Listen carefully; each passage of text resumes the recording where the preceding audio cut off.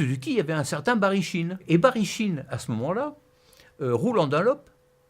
Il fait les 200 miles de Daytona. Il a un pneu, je crois que c'est un avant, je ne suis pas sûr, qui explose.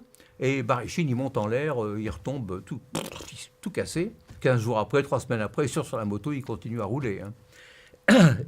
Il vient pour les 200 miles d'Imola en Italie. Il vient voir Michelin et il dit « Bon, moi, je veux des pneus pour la course de demain. » Avec des béquilles, bien sûr. Claude de Cotigny me téléphone, il me dit il y a Barichine qui est champion du monde quand même, il veut rouler en Michelin. Je prends mon petit automobile, il est fou. Et je vais à Imola, et puis je rencontre Barichine. Et là, il dit, moi, je roule pas en Dunlop, c'est fini. Je roule en Michelin. Qu'est-ce que vous allez me proposer?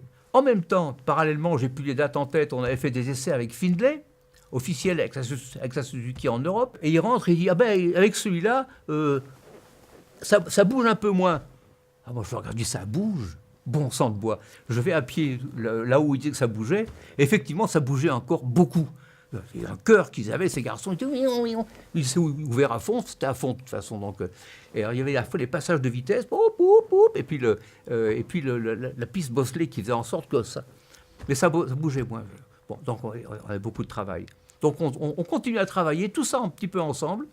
Et Barichine commence à nous faire des critiques, à nous donner des informations d'un très haut niveau, à aimer des choses, à ne pas aimer d'autres choses. Et on se retrouve finalement à équiper des motos japonaises, parce que comme toujours, quand on veut faire de la compétition, il ne faut pas rouler avec les moins bons, ça n'a pas de sens. Il faut quand même qu'on ait au moins des gens qui ont du métier, qui sont compétents, des pilotes du meilleur niveau, autrement on ne comprend rien, on ne sait pas ce qu'on fait. Alors, on est avec les constructeurs, on est avec Honda, avec Yamaha, avec Suzuki, avec Kawasaki. Bon, il y a moins de monde, il y a moins d'argent, les équipes sont plus petites, mais les pilotes sont plus directs en moto qu'en voiture. En moto, ils évitent de se mettre par terre parce que s'ils s'y mettent, c'est rarement gratuit. Maintenant, on se fait moins mal parce qu'il n'y a pas de...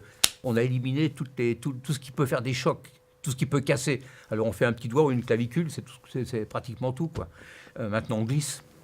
À l'époque, on glissait, mais boum, on tapait les vibreurs, on fait des choses comme ça, donc on se faisait beaucoup plus mal. Un jour, Douane, on lui met un pneu avant, nouveau, il part, il fait 2 tours, il revient, il arrête sa moto dans le stand, en levant la roue arrière sur le roue avant, il m'attrape par le bras, c'est de ce côté-là, il me dit ça, tu me le refais jamais. Il avait failli se mettre par terre, il n'avait pas apprécié du tout. Mais c'est lui qui m'a, lui et Honda qui m'ont fait conduire sa moto de course un jour en essai, ce qui a été pour moi un grand moment de bonheur.